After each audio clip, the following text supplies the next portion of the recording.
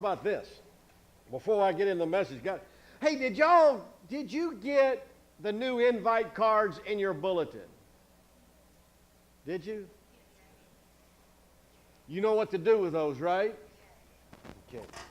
And they got the new time on there, 10:15. Hey, y'all are doing okay on the 10:15 time, wouldn't you say? Would you say?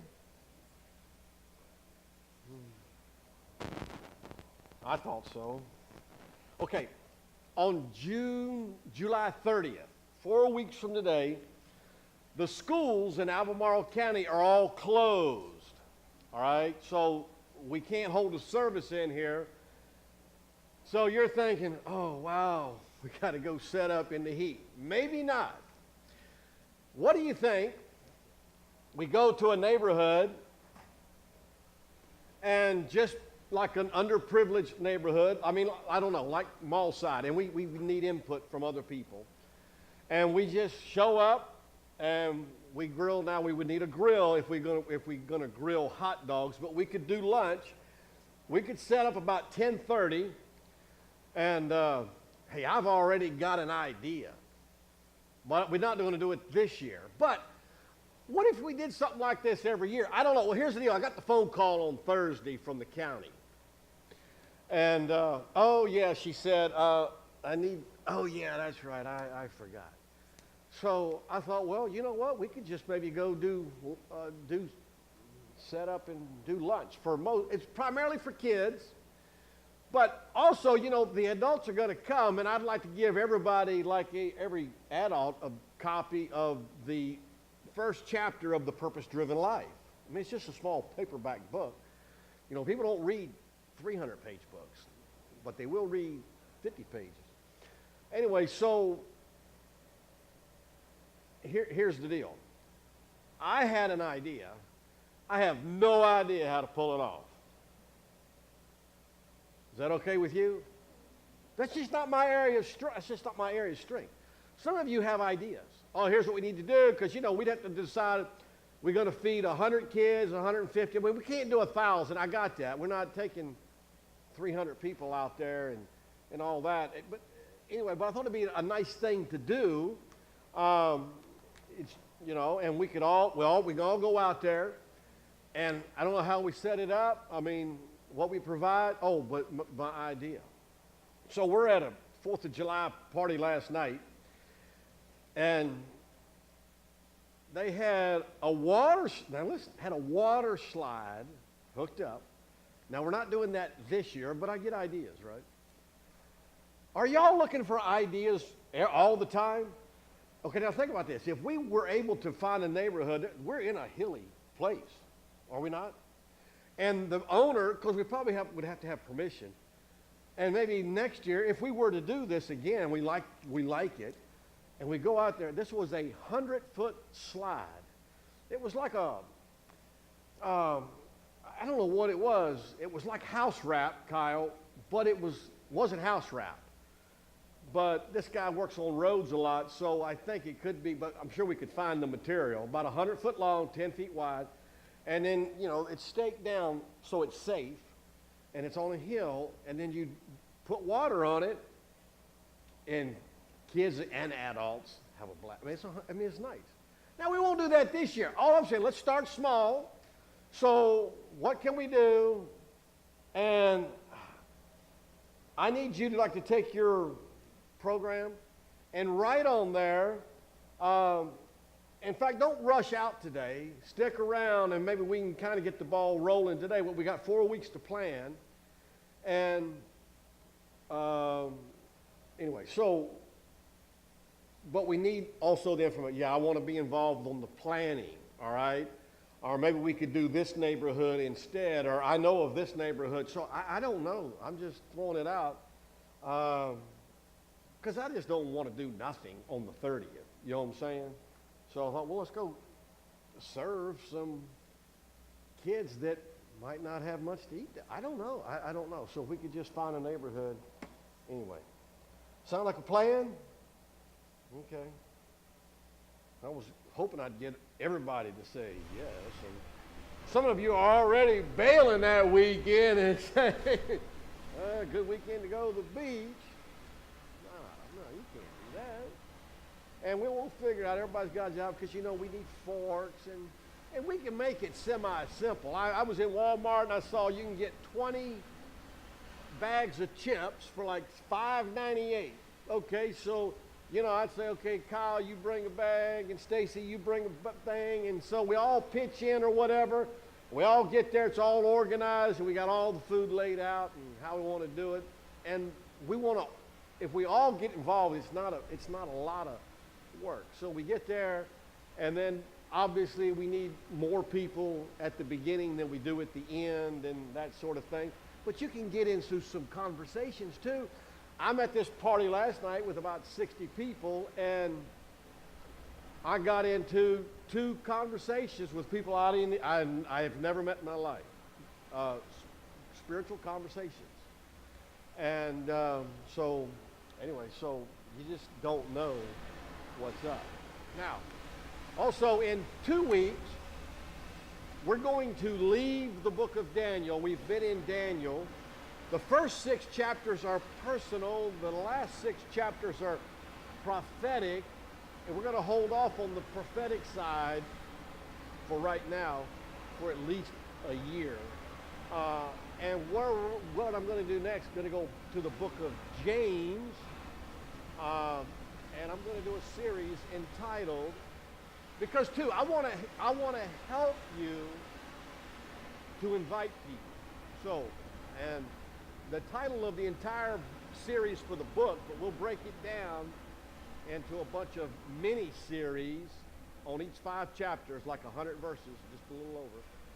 And the title of the entire series we'll call it Rebuilding Your Broken World, because when I get into conversations, guess what I discover? Everybody's world seems to be broken, at least the people I talk to. And I'm supposed to grab a cup of coffee with a guy this week, and his life is broken right now. And, most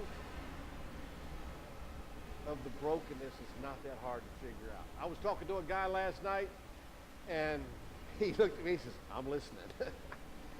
I don't know. So you just never know when you're going to run across somebody, and I go to a party like that, I'm like, well, I don't know, I like to talk sports or something.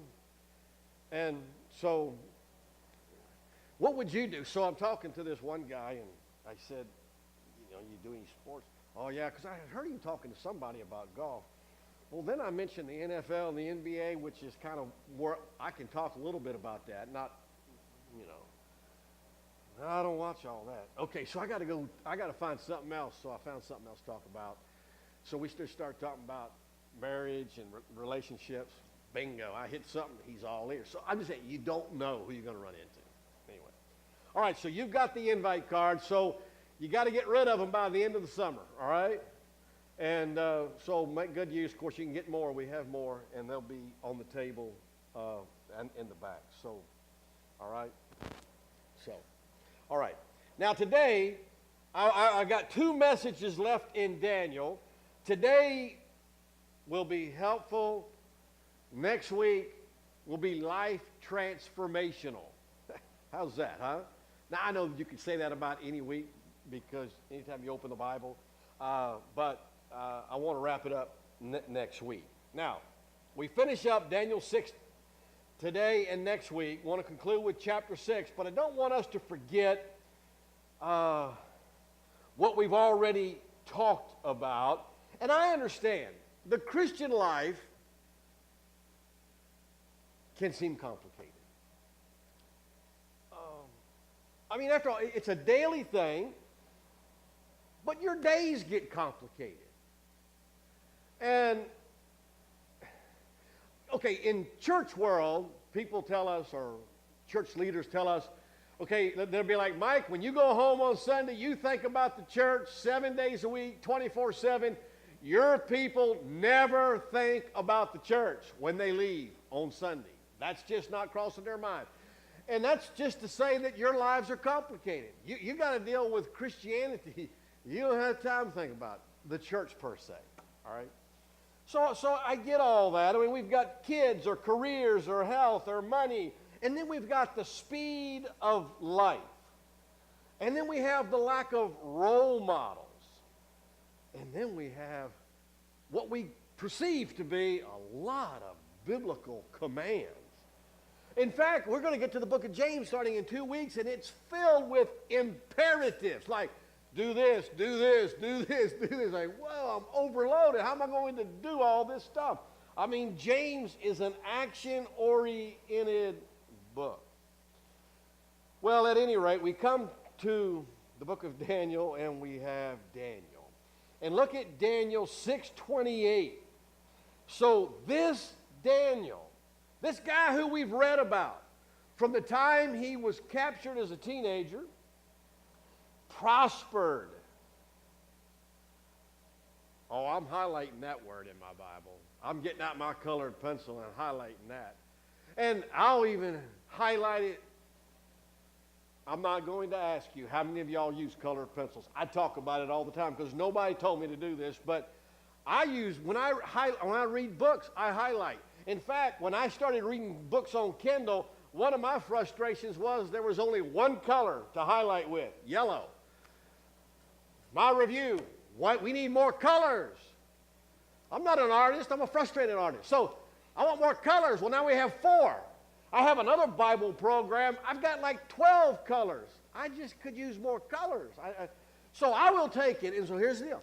So I will highlight in my Bible, because I read out of a hard copy. I don't do a lot of digital reading in my Bible. I do hardcover Bible.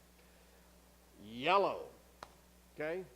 So when I'm reading through the book of Daniel, I will pray and tell God that's how I want to end my life, just like Daniel. I want to live prosperous. Now, you're going to have to define prosperous.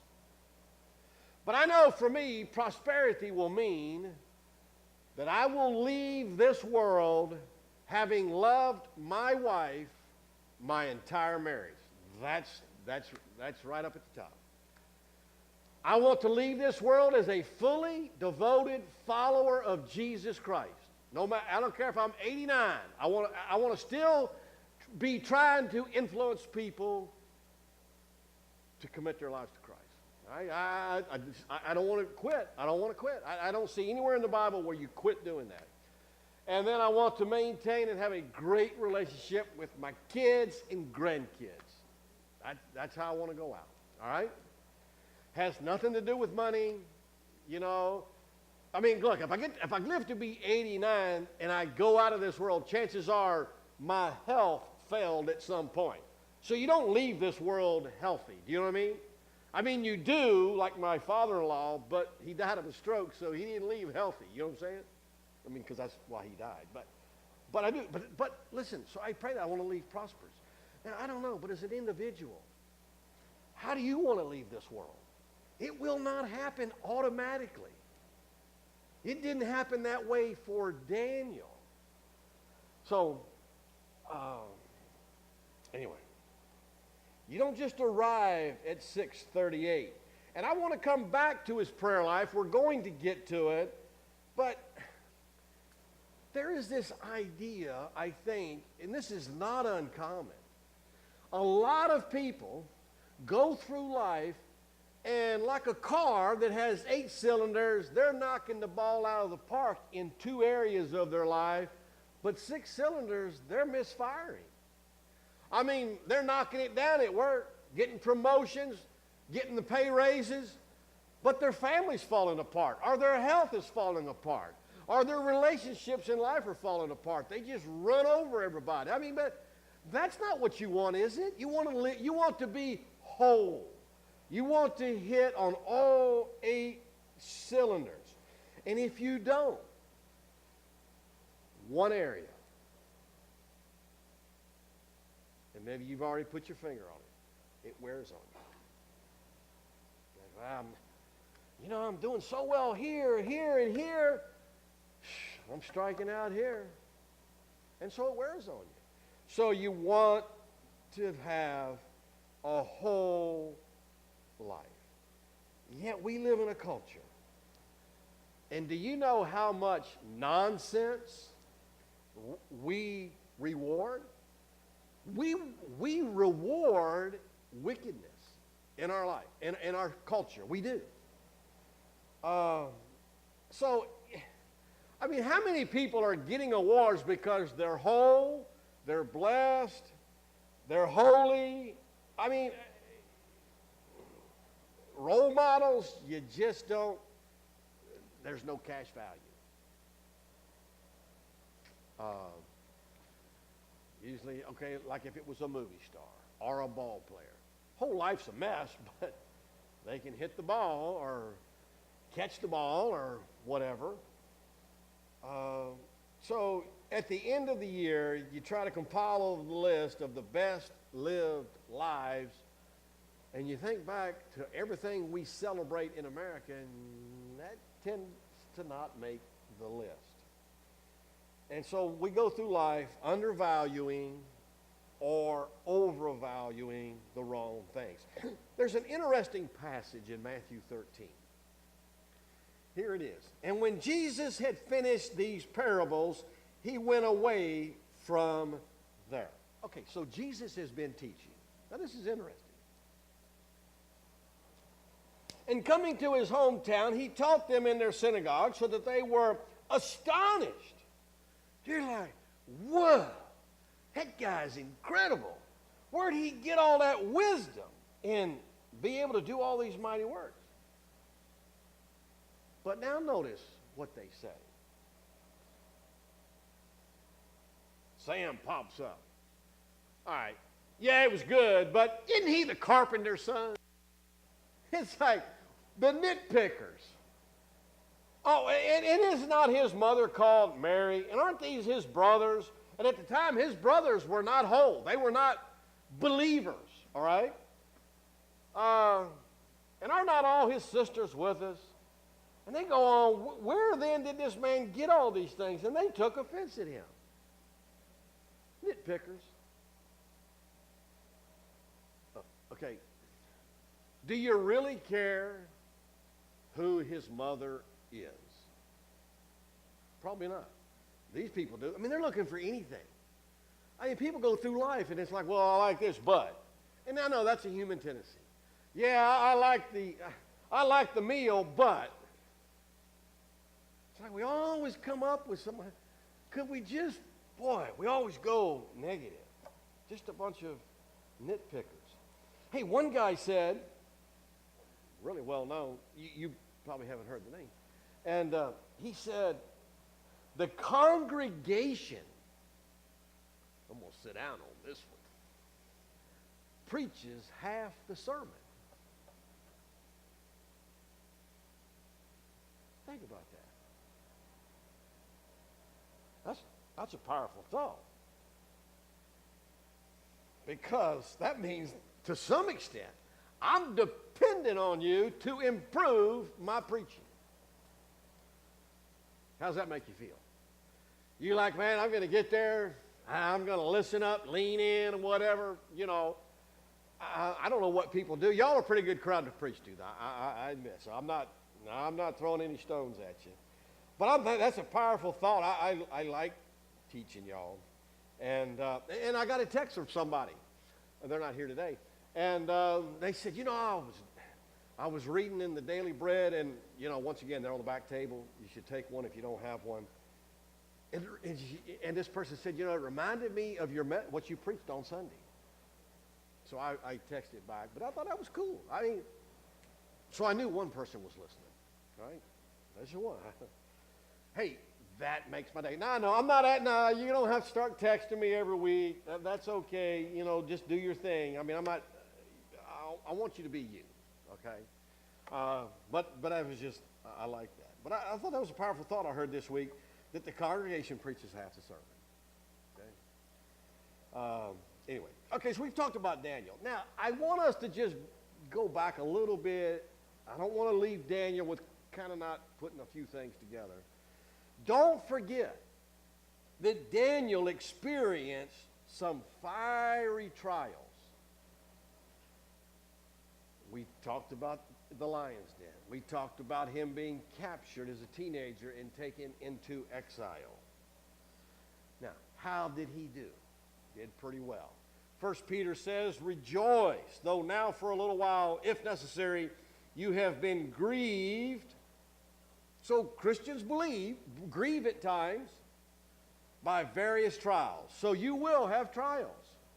That's not going to keep you from leaving this world whole and prosperous, as we have talked about. So that the tested, did anybody in here love final exams? Man. Now, when I was in college, I would take no-dose, the little pills. I really didn't drink much coffee when I was in college. I just took no-dose, all right? Because you have to stay up all night or late at night and get ready for those final exams. Man. So anyway, God says, well, you know what? You never get out of school. So I'm going to test you periodically or at times, and you're thinking, shoo, hope he doesn't call on me too much. And he was tested the genuineness of your faith.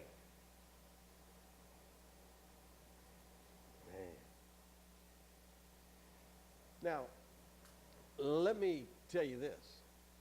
Trials can destroy your faith.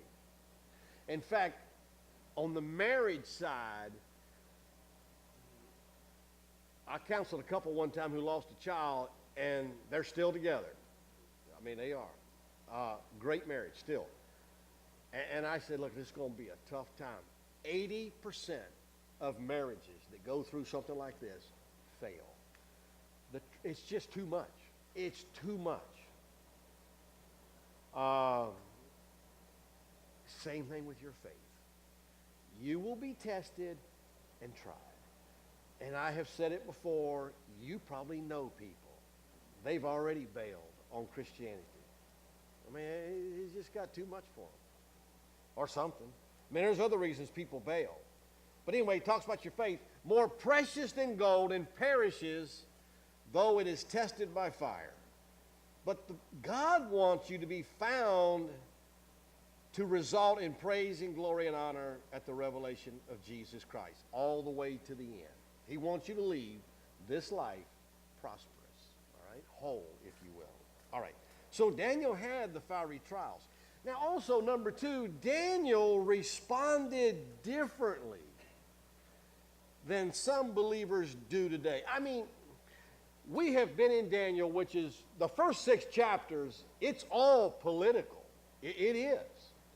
And in fact, there's some of the remaining chapters are highly political and a lot of political history, which we're not going to get into now. But and we live in an unusually heated political environment, and we're not always happy with those who get elected, but I think Daniel does provide an example. We have said numerous times that Nebuchadnezzar was ruthless, he was mean, he was hot-headed, he was cruel, and he was incredibly unreasonable. Now, I know in this era, we would get on Facebook or Twitter or a news show, and we would just go whatever. And I never find Daniel doing that. And it just gives me pause to say, oh. I mean, Daniel loved Nebuchadnezzar. He served Nebuchadnezzar. He was loyal to Nebuchadnezzar. And he eventually influenced him to the Lord. I mean, it's just, I'm like, okay, am I going to be guided by culture and how culture responds and reacts? Or am I going to be guided by the scriptures? I mean, I don't know. It's not a cut and dry thing all the time, but I'm like, I never find Daniel responding the way many people do in our society today. And I guess Daniel knew that you're never going to persuade somebody if you're angry, mad, upset, or yelling. It works the same way in marriage.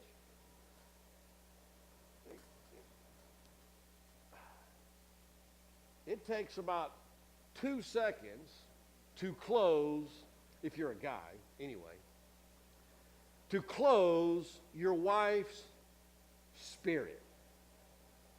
Just yell at her. 2 seconds, boom, closed spirit. I mean, come on. You don't persuade anybody like that. So somewhere we have to find the balance. But that was Daniel. All right, but he had a solid belief in the sovereignty of God. I mean, I don't know how you always do this. I really don't. I mean, I think, wow, if we lived in North Korea, I mean, if it's a believer. Okay, first of all, if you're going to go after the guy who runs North Korea, you might as well write your obituary now, because it's going to be in the newspaper pretty soon, because he'd just take you out, even if you're related to him.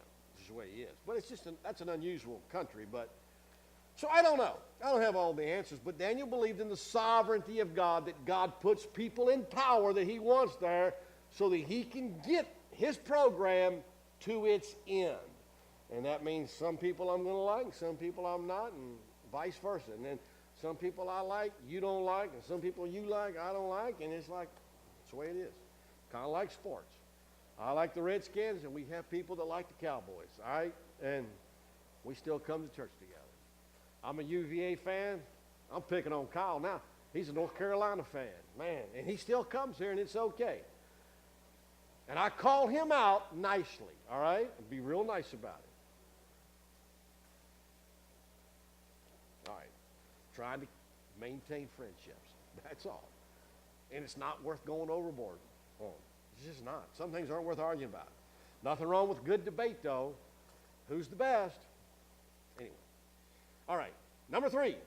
Daniel was surrounded by paganism. I bring that up only because it's not uncommon to hear believers say at times, boy, it used not be like this. Boy, I remember the good old days. And, okay, let me just remind people, okay, I sort of grew up in the good old days, if you will. I mean, we had Andy Griffith, Leave It to Beaver, Father Knows Best, Petticoat Junction, and, those type shows. That was in the 60s. Y'all know what happened in the 60s. Even if you weren't there, that's where we had the hippie movement. We had Woodstock. We had drugs, free love. We had, you name it. And listen, in the 60s, police were called pigs. I know we try to respect the police, and I know they get bad press, and I know there's bad everything. I just don't want to spend all my time harping on the few bad ones. You know what I'm saying? But for the most part, I couldn't be a police. I couldn't. Your life, you don't know. But I respect the police. And I will tell you, in the 60s, we didn't have the respect, and as I should have. All right? I fit in with the culture. I'll be honest with you. All right? And Daniel was surrounded by paganism.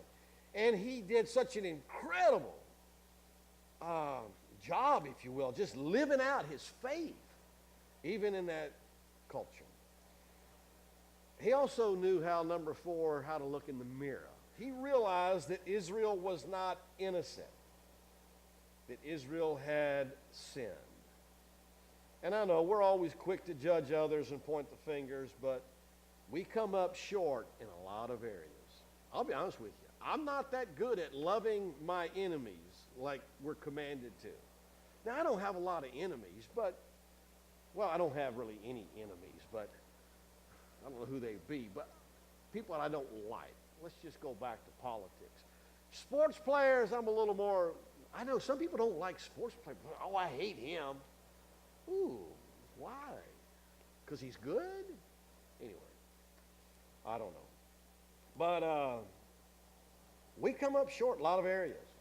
Sexual purity, trying to becoming fully devoted followers of Christ. Boy, there's just so many areas we're already coming up short on. It's just hard to not be honest and admit we come up a little short too. And then number 5, Daniel was very humble. He was in a foreign country. He had to be somewhat humble, obviously. The cards were sort of stacked against you. And he was usually the last one to be asked, and he was the first person they should have asked. He didn't let that bother him. Most of us would not react the way he did. And then, of course, he was respectful to those in power. That goes along with the earlier things. When Peter wrote, Nero was in power. And if you just want to read a little history, you just go to Wikipedia and look up Nero. He was not a nice guy. Typically, people that take out their mother-in-law, they're not that nice. But anyway.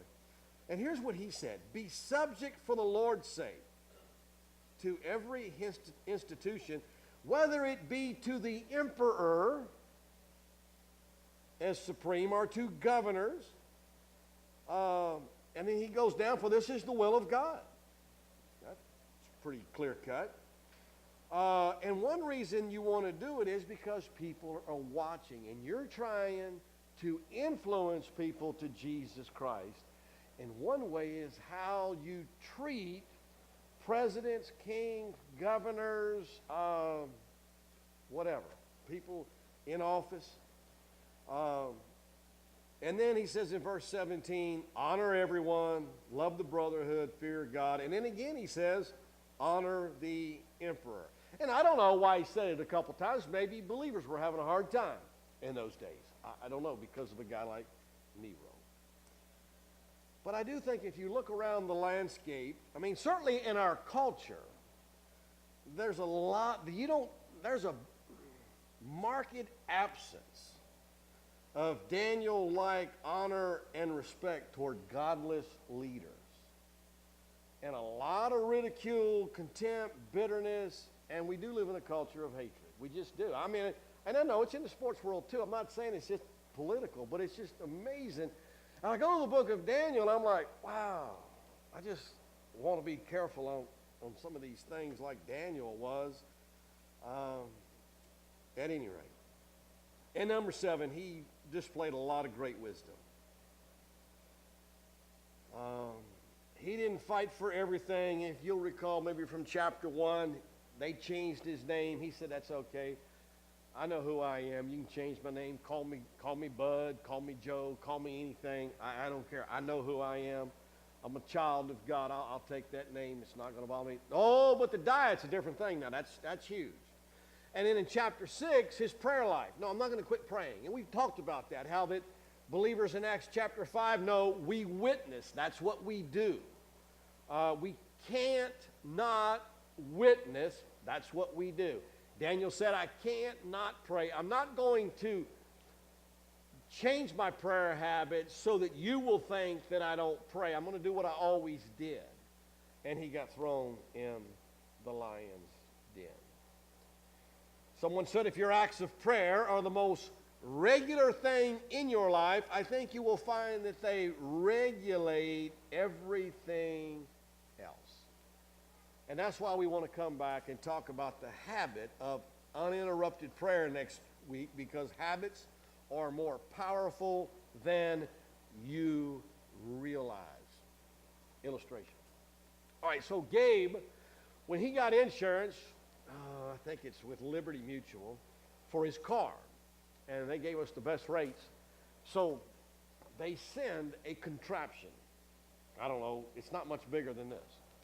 All right, you hook it up to your car or plug it into your cigarette. I don't know how it works because it wasn't for me.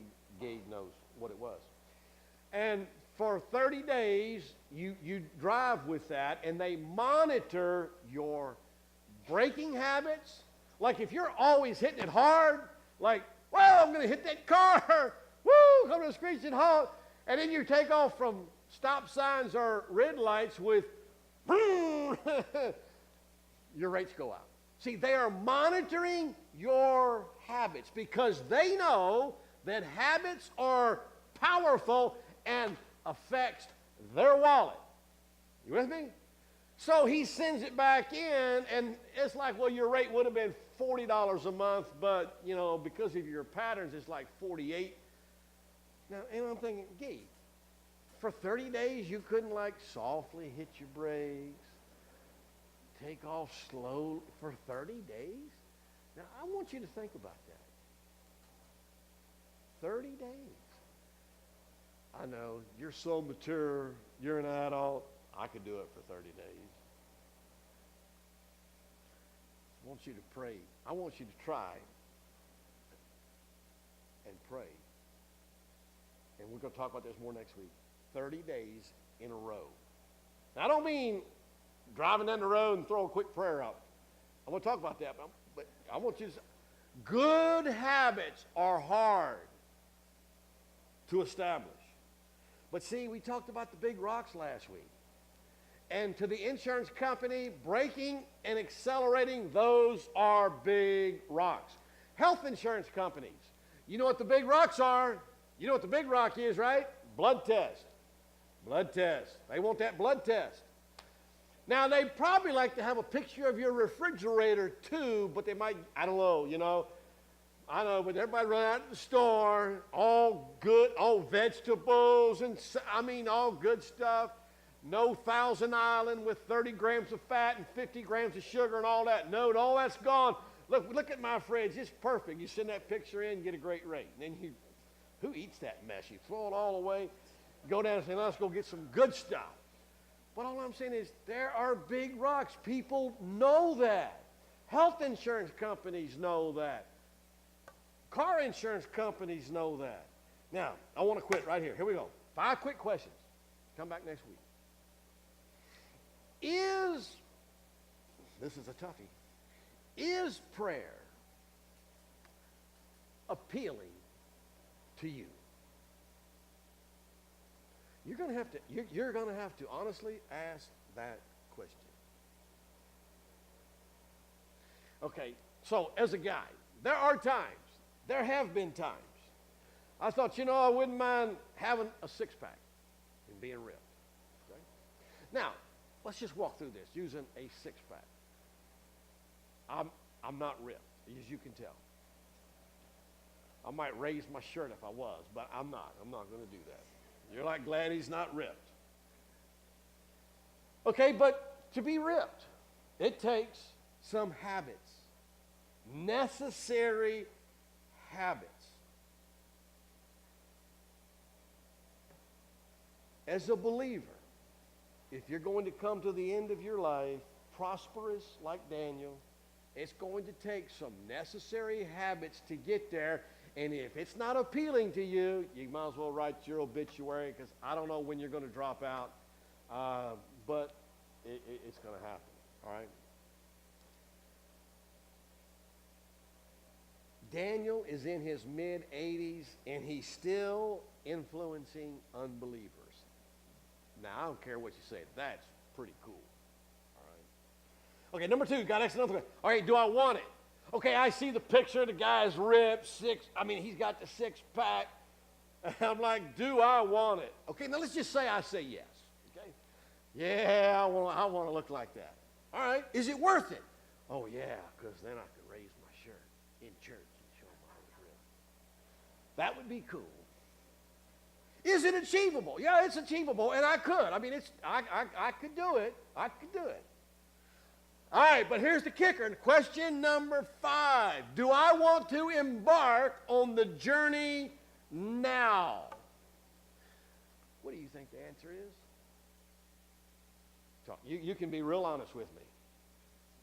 Do you think I'm going to go home today and start on my six-pack? No. No. This is where I check out.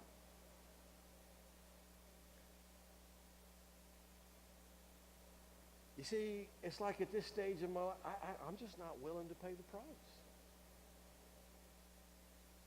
No, I'd like, it'd be nice, but it's not going to just happen.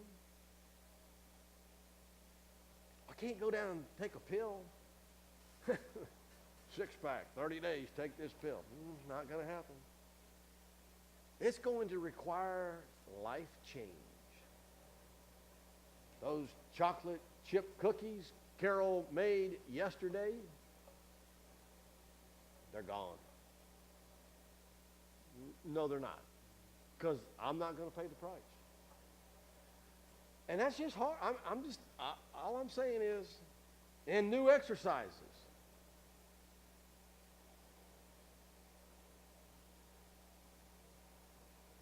Prayer.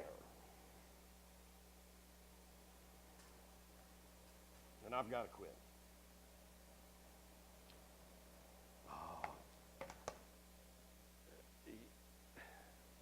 You need to be back next week to hear my next thought. Because I'm meeting with a guy this week.